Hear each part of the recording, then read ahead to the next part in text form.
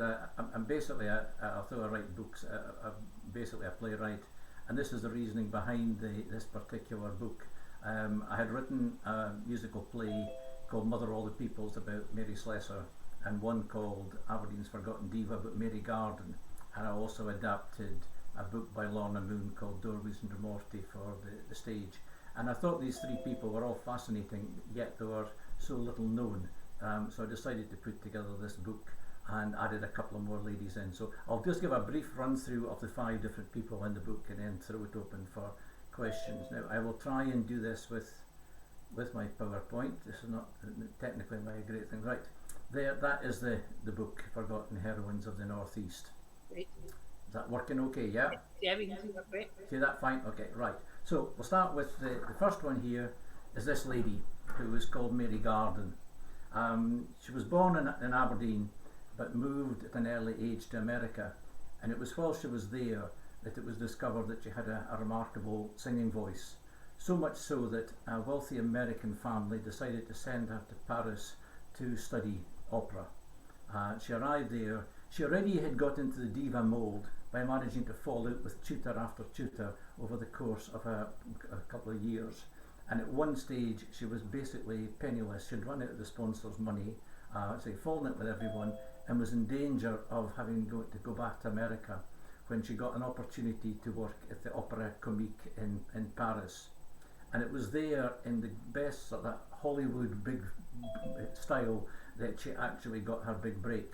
So she was working backstage. They were doing an opera called Louise, and she was so fascinated by it that she decided that she would get a copy of the libretto and learn the lead part.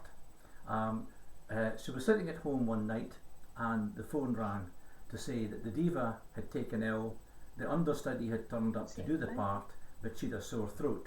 Could perhaps Mary Garden come and sit in the audience just in case things went completely wrong? So she went along, and I'm sure she was quite delighted when, in actual fact, at the end of the second act, the understudy decided that she couldn't go on any longer, and Mary Garden suddenly had 10 minutes to get into a dress and appear on this opera stage. Despite her initial nerves, she quickly took over, and after the end of her big aria, she said that the sound of the audience was like rain on a flat tin roof. And the next morning there were great remarks and reviews in the local Paris newspapers, and a star was born. She quickly became well known in Paris. Claude Debussy began to write music for her, and in fact accompanied her on recordings that she made. And Richard Strauss spoke to her about taking the lead in one of his operas. And the word of her success stretched across to America.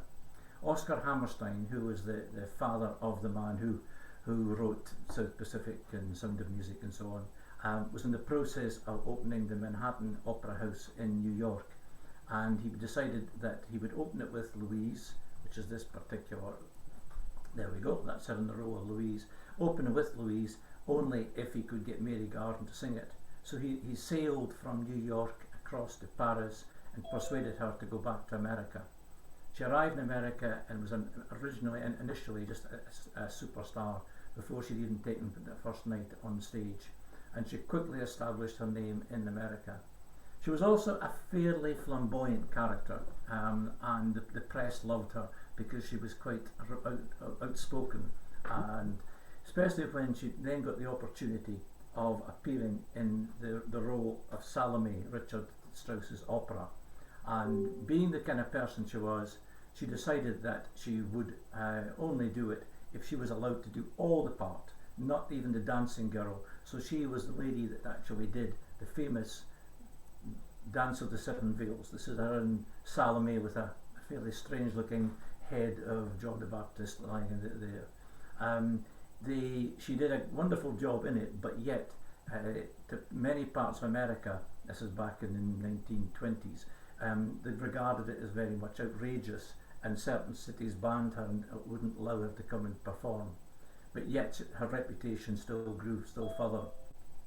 She was then asked to do a tour of the eastern seaboard of America, and she said she would only do it provided she could go by train, that she had a private Pullman coach and had 3 porters, a chef who was brought from Paris, 2 maids, a secretary, a literary assistant, and a security guard to look after her jewellery. So she obviously embraced this whole idea of being a diva very quickly. At around that same time, the movie industry began to realise how popular she was and asked her to appear, and she actually made 2 different movies, both of which are fairly forgettable, and I think made her realise that she was an opera star and not a movie star. But yet her reputation was still growing. Time magazine decided that they would have a particular opera special, and they actually ended up with Mary Garden there in the centre as their cover girl for it. Right. During that 20 years, at the height of her stardom, she was sailing back and forth between America, big star in New York and Chicago in particular, and France, which she dearly loved. And in fact, she ended up buying a villa in the south of France and became very well known in the jet set around there. To this day, there's a small village in France called Piel, which has got a Mary Garden Boulevard and a Mary Garden Square. So she is still regarded highly in that part of the world. In 1940, she was living in Paris when the Second World War broke out and the Nazis invaded Paris, and she made the remark that she had to leave because Paris just wasn't big enough for Hitler and her. And so she got on the last flight out of France back into Aberdeen. She spent the war years in Aberdeen. A very generous person. She was a big supporter of His Majesty's Theatre in Aberdeen, and she would go down and she would buy a whole batch of blocks of tickets and give them to injured soldiers and sailors who were home recuperating. When the war was finished, she went back to America. She was no longer able to do the opera turn, but she ended up doing lecture tours around America, and she was mobbed and acclaimed everywhere she went. She would then arrive back at Aberdeen railway station, and being the good old northeast of Scotland, nobody paid her the slightest bit of attention. Our sister was there to meet her, and that was the extent of it. She settled and lived the rest of her days in Aberdeen. She wrote an autobiography, which is wonderful to read because it is more fiction than fact. She made up all sorts of stories to go along with her already colourful life. And she remained in Aberdeen until sadly dementia took its toll, and she was moved to Davitt Hospital, where she died almost penniless. Aberdeen's not particularly good at recognising their great heroines, and this is all we have, and basically all we have is those little stone plinth close to where her last house was in Belgrave Terrace. The final little story about the colourful life of Mary Garden concerns after she had died. Her solicitor drove out to the village of Torfins to see her sister and found that the sister was having a bonfire, and asked her, what are you burning? She says, it's a load of old rubbish and Mary's left behind, letters for Claude Debussy and folk like that. So he says, nobody would be interested in that. And sadly, not too many people are interested to this day. So that is very briefly Mary, probably the greatest opera star that Britain has ever produced. Second of my heroines. Mike, can I just interrupt you very quick? Yes. Sorry. Some of the ladies they can't hear you very well. Can you? Okay, I'll move forward. Is that going to be? That's great. Is that better? Yeah. Okay. Yeah. Second of the heroines is this lady who's called Annie Murray. Very different life story altogether. Born in Torfins near Aberdeen, but moved to Perth when the whole family moved. Very strong socialist family, and Annie Murray went off to Edinburgh to train as a nurse, qualified as a nurse. But in the day that after she qualified as a nurse, when the rest of them went into Edinburgh hospitals, she decided that she was going to go and join the International Brigade out in Spain. This was in 1936 at the start of the Spanish Civil War, and I'm not going to give a history lesson on the Spanish Civil War, but basically the left-wing government General Franco was trying to overthrow the left-wing government, and he was getting great support from fascist dictators in Italy and in Germany. and nobody would particularly help. So the International Brigade was a group of left-wing people from around the world. People like Ernest Hemingway joined the International Brigade, George Orwell, and anyway, Annie went out along with quite a number of other ladies nurses to help the International Brigade and to nurse the injured soldiers that were there.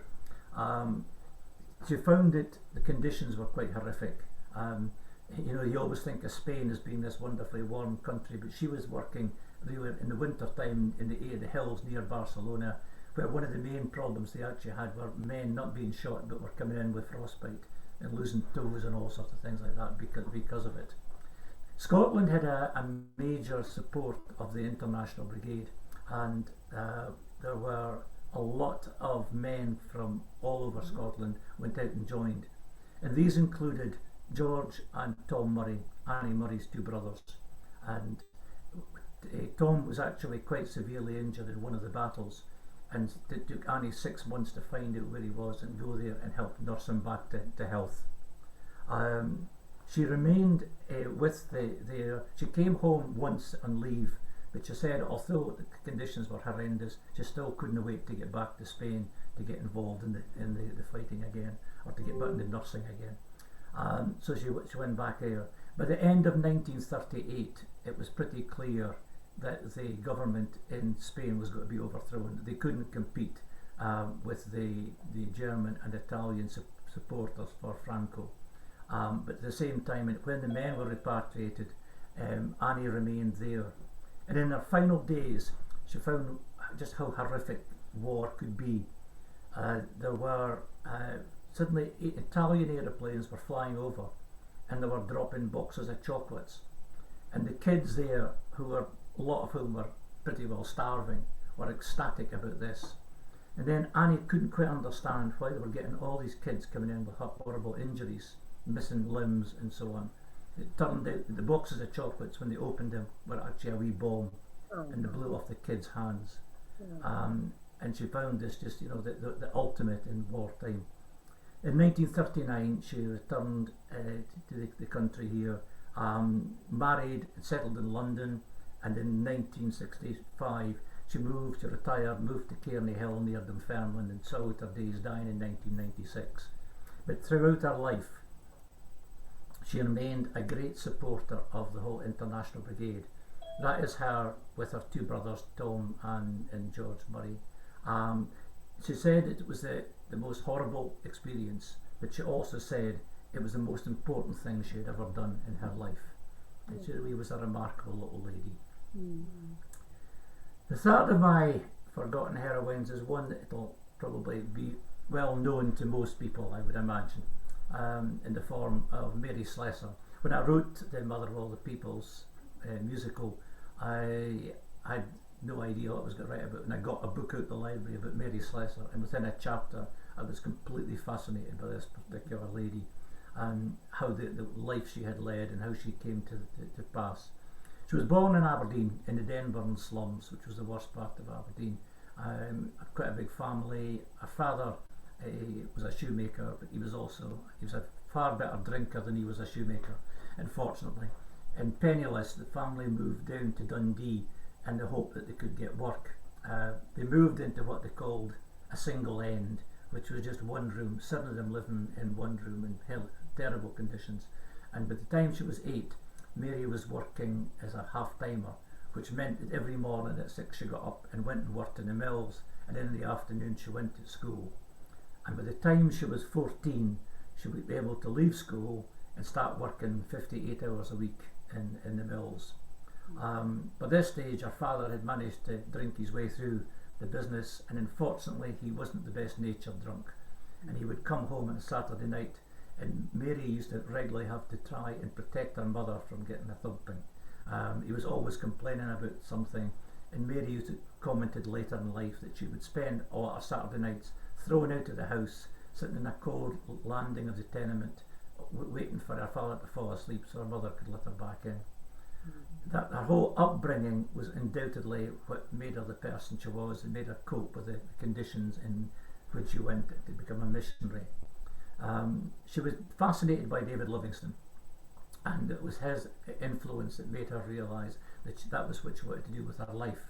At that time, however, missionaries were pretty well ladies from the upper classes who would dress beautifully and would live in big houses out and speak to the natives. And that wasn't Mary's style at all. She worked for the Queen Street Mission in Dundee, and through that she eventually decided she would apply for the missionary board, and much to her surprise they accepted her. She trained in Edinburgh, and then aged 28 she sailed off to Calabar, which is now part of Nigeria. But when she got there she was quite disillusioned. She found that this was how the average missionary looked. They lived in quite posh circumstances, bearing in mind that the natives were living in mud huts in fairly horrible conditions, and it wasn't what she wanted to do. After a year she returned to Scotland and was decided she would just give up, but her mother and her sister persuaded her that she was destined to be a missionary, and she went back out, but clearly on one understanding: she wouldn't live like the other missionaries. She discarded all this fancy clothes, was notorious for going about barefoot, wearing just a petticoat, and went to live with some of the native in basically mud huts, which she said were like overrun with rats and cockroaches, and obviously with people with not a lot of involvement in personal bathing. But it didn't bother her, but she felt she was at last getting to know the people. She managed to set up dispensaries, churches, schools all over Calabar, and became accepted by the people there because of the fact that she was willing to share their lives with them.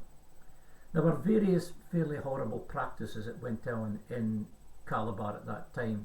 If somebody had a fairly unique system of proving if somebody was guilty or innocent of a particular crime, they would give them a drink which was filled with a poison made from local plants, and if they, in likely event they were sick, it would prove they were innocent, and if they died, well, it proved they were guilty in the first place. Not the greatest way of doing things. Her also was greatly concerned by the problem with twins. The idea out in Africa was that twins were strange, and that one of the children must have been sired by the devil, and as they couldn't tell which one it was, then what they would do is they would just kill both the babies. So Mary set about every time she heard of anywhere in Africa, in Calabar, where the twins had been born, she would suddenly set off through the jungle and rescue them in the hope that she could. And over the course of her years there, she rescued dozens and dozens and brought them up as her own adopted family. This is quite a famous photograph, just a few of the children that Mary actually rescued. And it was quite an interesting thing is that a few years back, Aberdeen Council eventually erected a memorial to Mary in Union Terrace Gardens, and we did Mother of All the Peoples at the townhouse afterwards, and one of the men that was there was a lad called Francis Eden, who was in fact Mary Slessor's great-great-grandson, one of her adopted grandsons. So there is still an influence of that. It went on. She found that life was fairly harsh out there. She suffered constant bouts of malaria and all sorts of other diseases, but carried on with her work. She occasionally would come back here. On one memorable occasion she came back into Waverley Station in Edinburgh, carried with one of her little children, Janie, one of the adopted children, and caused a great stramash because no one there had ever seen a black child before.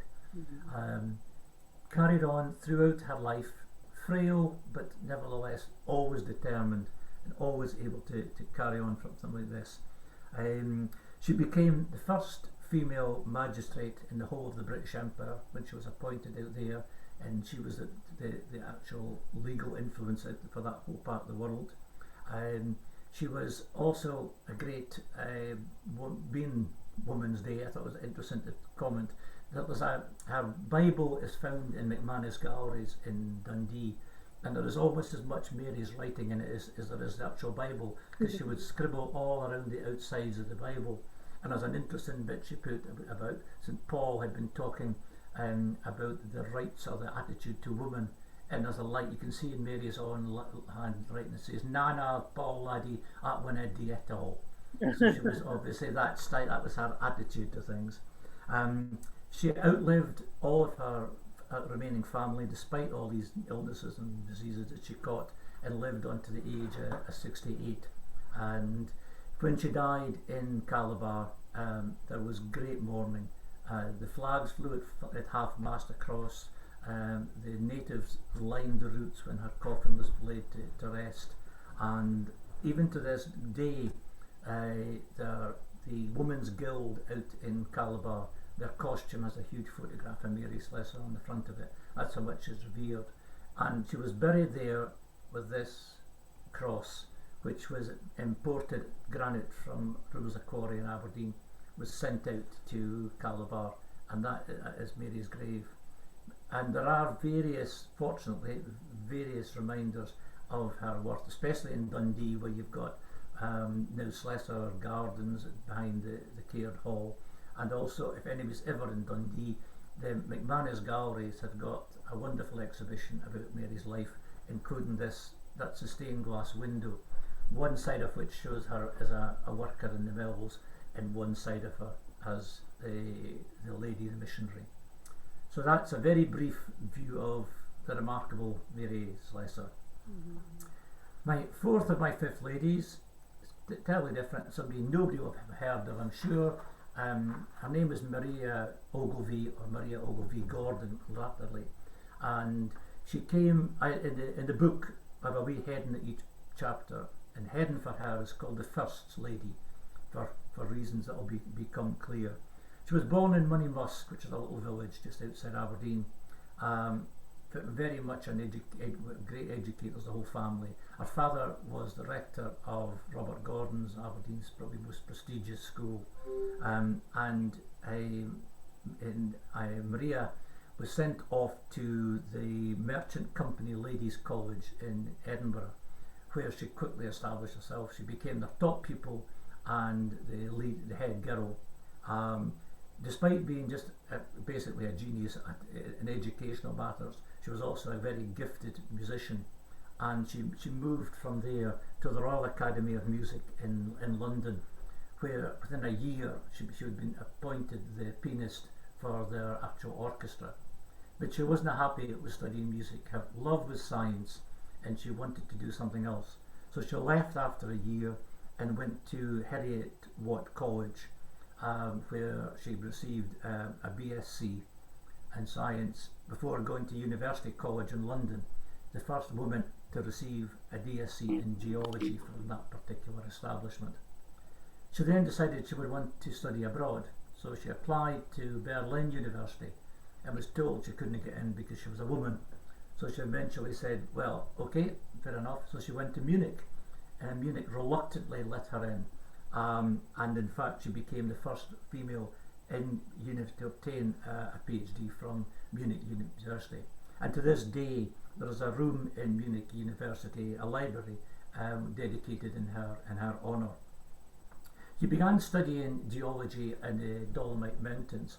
This is one of the very few photographs of her at her work, and she began writing these educational papers, so much so, and they were so well regarded, that over the years she received honorary degrees from universities in Vienna, Innsbruck, Edinburgh, and even Sydney in Australia.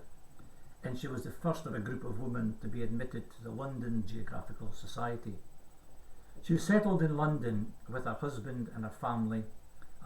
She was elected chairman of the Marylebone Court of Justice, the first woman to chair a London's borough court. Now you see why I called it the First Lady. Mm-hmm. She became involved in the suffrage movement. She was a great believer in votes for women, although she never actually joined the suffragette, the Amelia Pankhurst. She didn't like the militant side of things, and she decided to try and do it through politics, and she stood as MP for a Liberal Party, although she didn't actually get voted in, but she worked with them in their non-militant suffrage movement. She became the first chairman of the National Council of Women, and the Geographical Society of Austria made her the first ever honorary female. And by 1935, people began to recognise just what a remarkable lady she was, and she was made Dame Maria Ogilvy Gordon. She died in London in 1937. But she was determined, although she had travelled all around the world, she regarded herself as an Aberdeen lassie, and she was determined that her ashes would be interned in the cemetery at Allenvale in Aberdeen, and that's the memorial stone to her. But even then, that wasn't quite the end of her story. In 2018, just almost less than 3 years ago, the Heriot Watt University in Edinburgh decided to install a brand new 3D visualization unit, and decided to call it the Ogilvy Gordon 3D visualization unit. So that is how much they regarded this particular lady, and an interest she had in a particular field. And my final one is this girl here. When I did the book, somebody wrote to me and said, "You're pushing your luck calling her a heroine," and maybe we are, but nevertheless, to say she's a fascinating life story, I think is putting it mildly. This is known as Lorna Moon. Although she was born in Strichen, which is a wee village in Aberdeenshire, and she was christened Helen Nora Wilson Lowe, known by everybody as Nora Lowe. Attended the local school in Strichen, and when she left school, she helped her mother run the Temperance Hotel, which was a hotel for visiting commercial travellers coming up to the northeast of Scotland. One of the commercial travellers that regularly stayed there was a watchmaker from Yorkshire called William Hebditch, and at age 21, Nora ran away with William Hebditch, eloped with him to Aberdeen where they were married. They moved to Yorkshire and they set up home, and she gave birth to a wee boy called Bill there. At that time, the Canadian government were trying to encourage people to move to Canada, and they took up the offer and moved to a place called Entwistle in the west coast of Canada. Now, I think she had maybe come into Strichen, she suddenly thought she was going to go to somewhere very glamorous. Unfortunately, Entwistle, as she described it, had more bears than people. And the result was she was not terribly impressed, especially when she realised that they were living in a shack, the water had to be collected from a burn nearby, and life was just not exactly how she had wanted it to be. The only thing Entwistle did have is it had a general store run by a gentleman called Walter Moon, another Yorkshireman, and Lorna and him became, to say the least, very friendly. She waited one day until her husband William Hebditch was out of town in business, and wrote a Dear Bill letter to him, saying that she was going away with Walter Moon, she wouldn't be coming back, and she'd left her son, who was now 5 years old, with a neighbour, and she never saw the boy again for the rest of her life. So she set off with Walter Moon. Now at that time it was frowned upon for couples to even travel together if they weren't married, so she adopted the name Mrs. Moon. And because she had been, although she had been fairly basically educated, she was a great lover of literature, and she had learned, one of her great heroines was Lorna Doone. So she thought, if I'm going to be Mrs. Moon, why name Lorna Moon? So that is where the name Lorna Moon came from. They moved to Winnipeg, where she gave birth to a wee girl called Mary. But neither her nor her common-law husband wanted a child, and at age 6 months, Mary was sent with a nanny back to Yorkshire to be brought up by his parents, and she never saw the wee girl again. Quite a girl. They then moved to Minneapolis, and she got a job as a journalist, writing for one of the newspapers. And one of the things that she did most was she enjoyed writing the film reviews. And she went one night to see this film, male and female, starring Gloria Swanson, and she wasn't impressed. I think it probably was. It was an adaptation of The Admirable Crichton, a book by J.M. Barrie, who was one of our great heroes. And whether it was that, I don't know. But she got out this famous writing pad, and she wrote to this gentleman, Cecil B. DeMille, who was the great producer and director of the time in Hollywood. And she told him she thought his latest film was rubbish. Much to her surprise, I'm sure, Cecil B. DeMille wrote back and said, well, if you think you can do better, why don't you come to Hollywood and try? So she got a writing pad and wrote a Dear Walter letter to say, cheerio Walter, on the way to Hollywood. and off she set. Arrived in Hollywood and very quickly established herself in the society there, in the screenwriter, working with Demille's operation. And by the time it got to, this was 1920, by 1925, she was the highest paid female scriptwriter in Hollywood, writing for a whole lot of people like the Gloria Swanson and Lon Chaney, the Doctor Who for him. This was her biggest hit. Love was an adaptation of Anna Karenina starring Greta Garbo, and it netted over $1 million in America alone, which in the mid-1920s was a great deal of money. She was very much settled and she loved Hollywood life. She lived in fancy apartments and fancy hotels, went to all the glittery and glitzy parties, and obviously met a lot of the stars and others there. She also met this gentleman.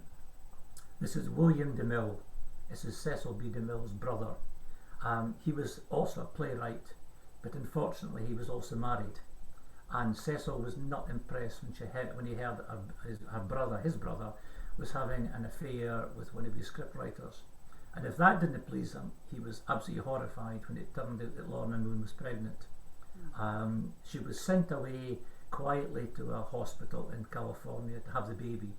And when she arrived, it was discovered that she was suffering from TB. The doctor recommended that she have an abortion, but she refused and said that she was going to have the child, and that the child was going to have the Demille name.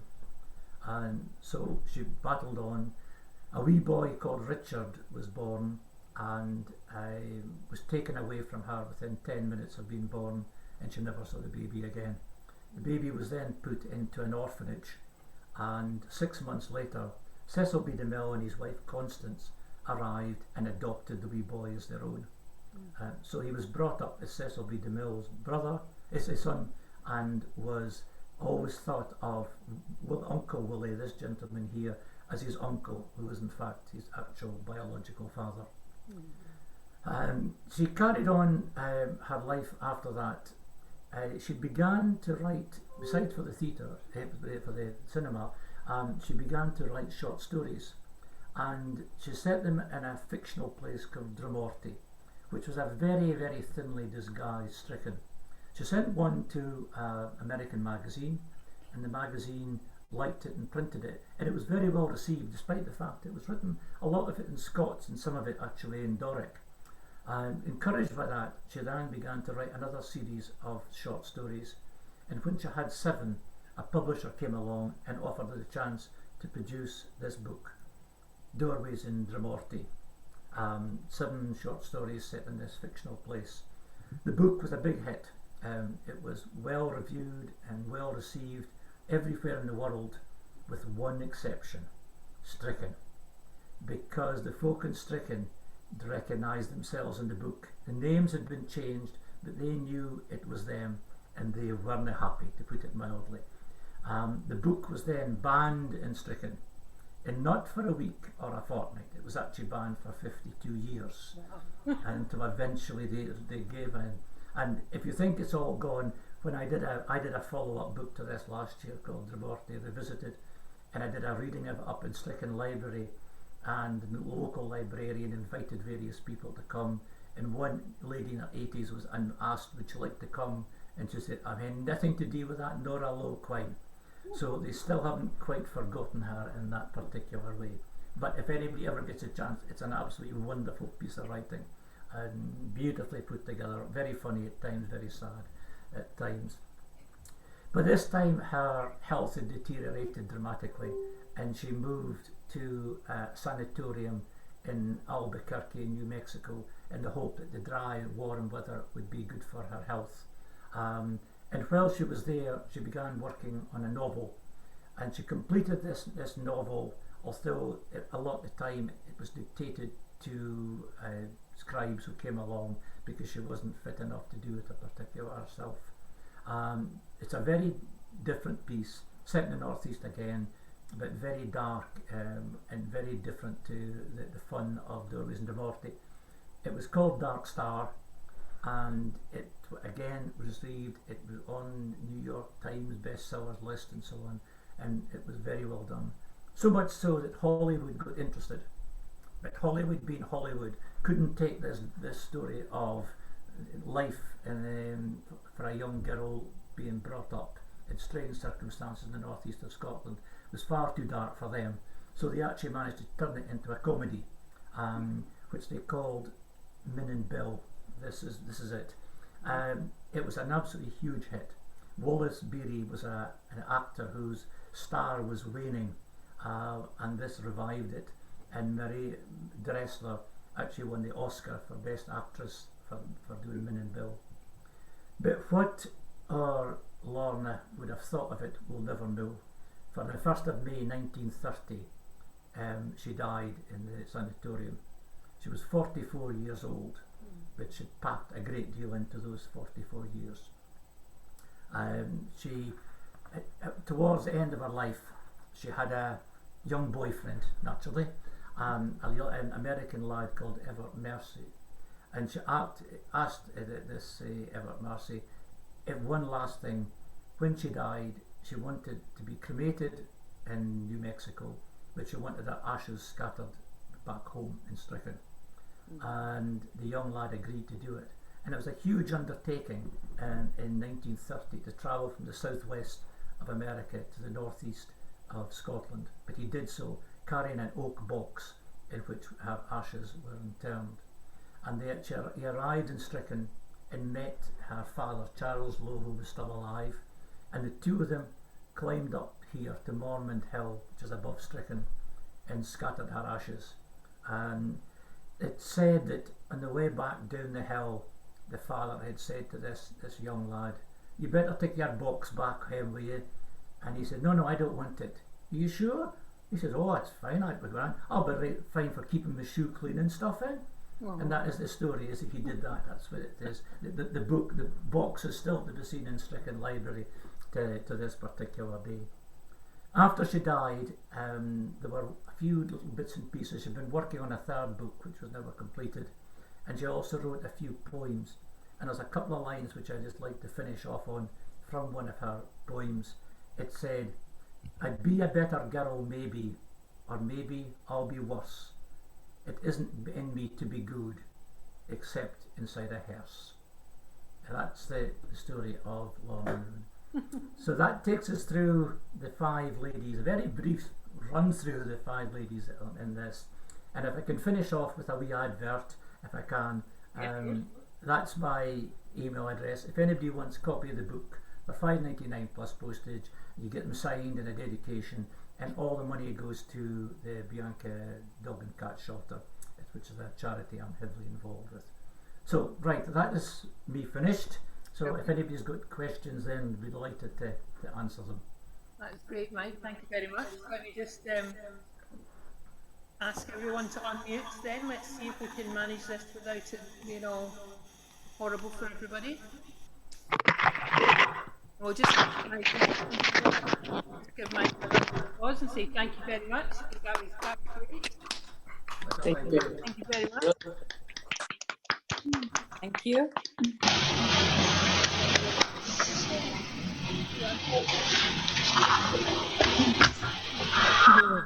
That's an applause. Very noisy. Very noisy. Okay. Does anyone want to ask Mike a question? I'd probably like to ask you one, Mike, because tell us a little bit about the Bianca animal shelter. Oh, gone funny again. Sorry, can we start again? Can you tell us about the Bianca shelter?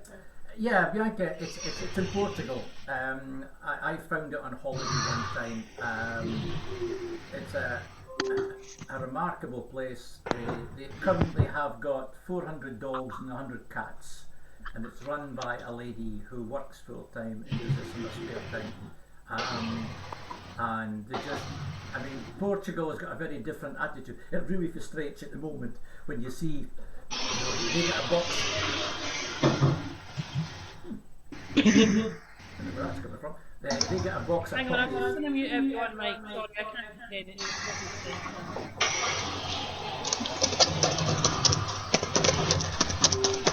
Oh, that's better. You need to unmute now, Mike. Sorry. Yeah, Okay. they get a box of puppies in on a regular basis, you know, which is like and here everybody be spending £3,000 in buying a puppy, you know, and it is a fantastic place. They've got a non-destruct policy. They've got old dogs, young dogs, everything you could think about.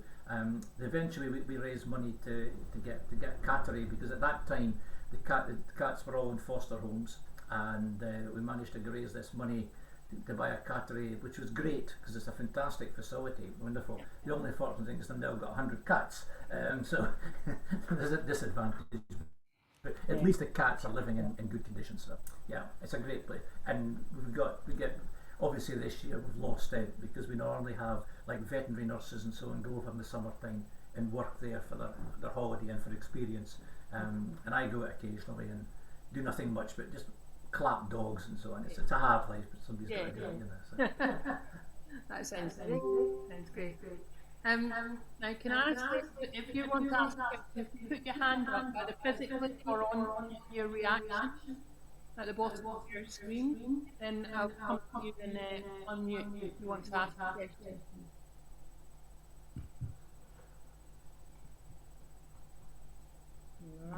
No questions? Phyllis, I thought you had a question. Oh, there's Mona got a question. Right. Yeah. How long did it take to lockdown was a great attraction. I think I wrote it in about 3 months, maybe even less, because I actually wrote 3 books last year because I had nothing else to do. I was so bored, and I wrote the other ones are very different. One of them's actually Heroes, but it's Heroes of the Hull Beath Road. Now I don't know if anybody knows what the Hull Beath Road is, but someone there knows the Hull Beath Road in the land of the mighty Pars. For my sins, I'm an infirm athletics supporter. So I wrote a book about the Heroes of the Hull Beath Road, and I've got the great distinction with that the foreword was by a certain Sir Alex Ferguson. So that was quite a nice wee thing. So I did that. But yeah, this particular one, it was great because the research was half the fun. And I say, having written about Mary Slessor, Mary Garden, I knew quite a lot about them in advance. But yeah, it was good fun. I enjoyed doing it, and I've now actually. I am now actually 6 of the 7 chapters through Forgotten Heroes of the Northeast. I've gone on to men now, and gone into and I prefer the female stories, but there were some amazing stories in amongst that, taking it right from the guy back in the 1740s, guy Hugh Mercer, whose great grandson is Johnny Mercer at Rotenbone River, you know, and so it's quite an interesting thing like that, right up to Bill Gibb, the fashion designer. I did, and I'm speaking to his sister quite regularly at the moment. Great. So that's been this year. So that's one of the few attractions of lockdown. Yes. It's been that. Great. Now, Moira wants to ask a question. Hang on. It was just, I was looking, my question's been answered. I was looking for the email address. Oh, great. Right, I've got it here. Mike Gibb, I've got it in the chat. Thank you. That's lovely, thank you. Great, thank you. Let me just see, is someone else wanting a question? Jim and Wendy. Wendy, where's Wendy? Jim and Wendy. Jim and Wendy. Can you see them? No, they had their hands up a minute ago. Yeah. Anyone else got a question while I find them? There's Jim and Wendy. I've got one here from somebody in Rochester. Phyllis in Rochester, it says, how easy, getting publisher is impossible. I mean, I've been writing books, this is my 12th book. You know, I gave up long ago, I just self-publish. I've got a fantastic printer I work with. This particular book was supported, there's a thing called the Doric Board, which is a Northeast group. And they gave me a grant to write this particular one, so that's why 100% of the money all went to Bianca. We sent it, well, over £1,000 already, and it's not the same, ready to go again.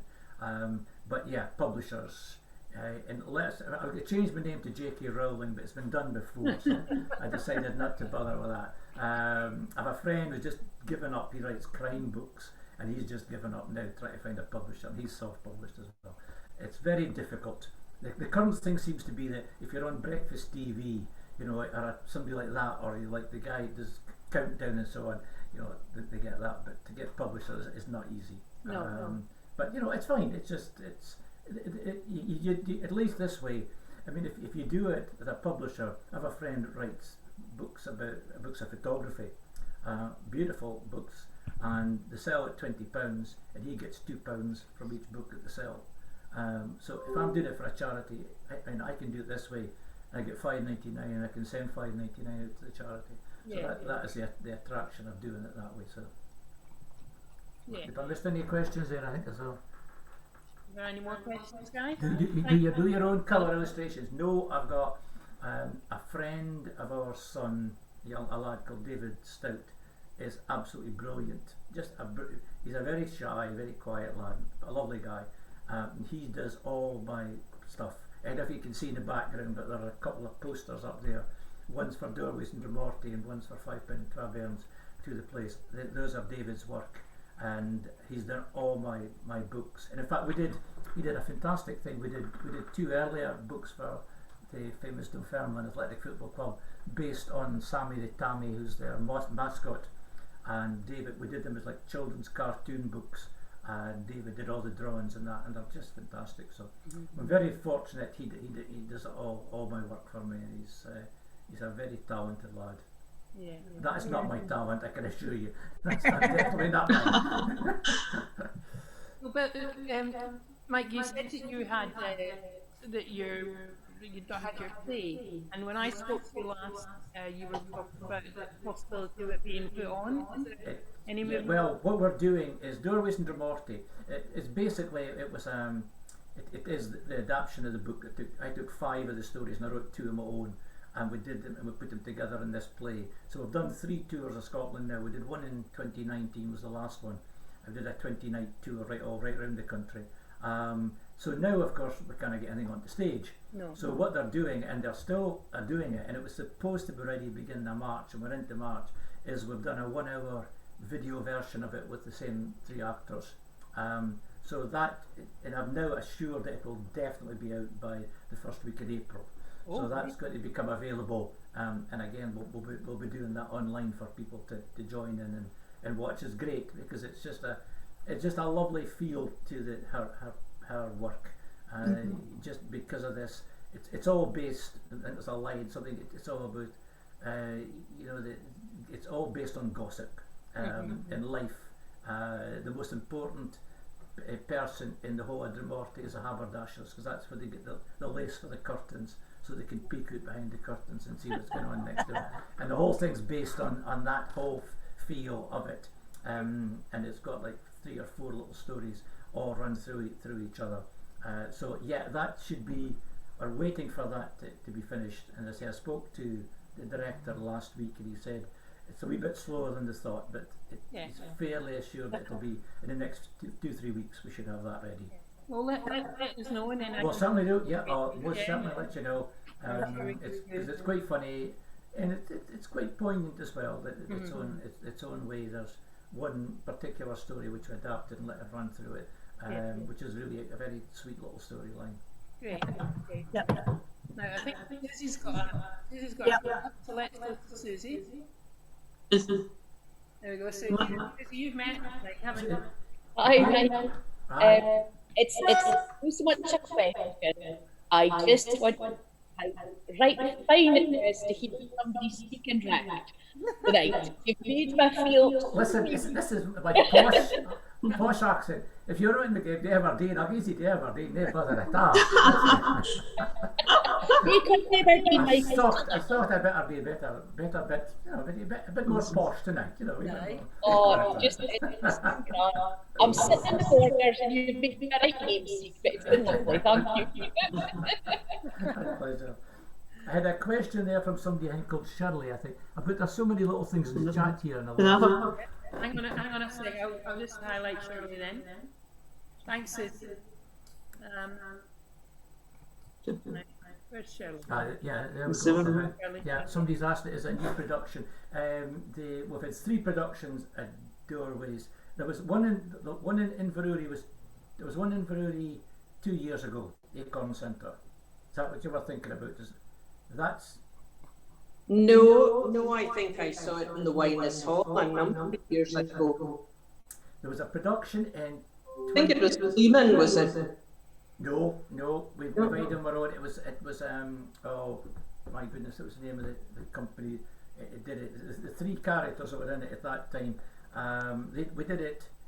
It was actually quite funny. We were doing. It was great because we were doing it on all kind of different venues, and it worked so well. And we were like doing like Dundee Rep, which holds 450, which was sold out, and then the next night would be in a wee village hall. And we went to New Pit Sligo on a Saturday night. Now I don't know if New Pit Sligo, but it's near. You ken it well, yeah. It's near the most vibrant of cities. And we went there, and I arrived, and there was not a single person in the main street. And I thought, there's nobody turning up at all. And we had 155 folk in the village hall in New Pit Sligo. But as I always pointed before I get too big-headed, there's not much else to do in New Pit Sligo on a Saturday night. You better bear that in mind. So that was 2010, and then we did a big tour in 2011, and then it just died. And then an Edinburgh director picked up on it last year, or 2019. Andy picked up on it, and we took it on this. We went all around, and we went back to Inverurie at that time, but we were in Skye, we were in just everywhere. So it was great. It works so well, because I was always concerned, because it's set in rural Aberdeenshire, that it wouldn't travel, but in actual fact it did. Little village life, I think, is the same wherever you go. Yeah. You know, I think that is the whole thing, like that. So, is that everybody answered? Does anyone got any more questions? Pauline. Yes. Who's that? I was somebody. Oh, sorry, it's Field of Black here. Right, sorry, Pauline and the ladies. Mike, Yes, I was wondering if your book would be put into the schools, the academies, for. It's into Aberdeen Library now, and I'm going to be speaking to Aberdeenshire Library, because there's nobody doing anything at the moment. But yeah, I mean, it would be. I'm delighted for it to go anywhere it wants to go. Yeah. How do you do that? It's something I've never had. I mean, I've had involvement with the libraries, but not with the actual with the schools as such. So I don't know how we would go about that. It's because it's the history is to do with women. They would have a lot of influence on maybe the younger generation. Yes. Well. Yeah. Well, because as ladies, the history I didn't know. Yeah, I mean, one of the things that really annoyed me is that Aberdeen City Council are doing this Provost Skeen's house. They're doing it up. They've been doing it for years, but you know, and they're going to have a Hall of Heroes. And I put forward Mary Garden and Mary Slessor for it, and neither got in. Really? And yet they've got Stuart McBride that writes crime books has got into it as one of the 10. So I kind of annoyed me a wee bit. And then, you know, Mary Garden, there used to be a Mary Garden room in the music hall, and then they spent all this money doing up in the music hall, and they did away with it. They dumped all the stuff. It was in the Mary Garden room. So Aberdeen is not good at looking after its heroes or heroines. I'm afraid it's fairly poor for that. So anything we can do to expand that is definitely worthwhile. Yeah. Thank you. Fine, thanks. Thanks very much, Fiona. Now, are there any more questions? Or should we let Mike go up into the night and try and find more heroines? No more questions? Okay, so should we just get a quick recap of your email address, Mike, and just explain about the price of the book again, just in case anybody missed it. Where are we? There we go. So that's great. So if anybody needs to write that down. And I said, MD once, I mean, it was great. We did a lot before Christmas time, because it was everybody filling Christmas stockings, was saying Auntie Jeannie's Christmas, so it was fine. So MD wants a dedication around Harry, or just anything you like, we can add that in. Great. Okay. Thank you very much, Mike. I'll just. Okay, that's fine, and I'll let you know about the video as soon as we get that. I think we'd all love that. If we, It's good. if we You could will enjoy. I mean, I've seen the rehearsals for it, and although it's done in Zoom, it's amazing what you can do in Zoom. Because I just thought the Zoom was like this, but you know, you've got all these backgrounds and it's fully costumed and so on. So I'm sure it'll work very well. I think. So I'll be in touch with that, Pauline. Brilliant, that's lovely. Well, everyone, just give Mike another round of applause. Thank you very much. Thank you very much. Thanks, ladies. Thank you very much. Good night. Brilliant. Good night, everybody. Thank you. Thanks, Good Pauline. night, Pauline. Right. Thanks, Pauline and Mars. Thank you. Yeah. Thanks, Mike. Bye. Bye. Bye. Thank you very much. That was super. Good. Bye. Yeah.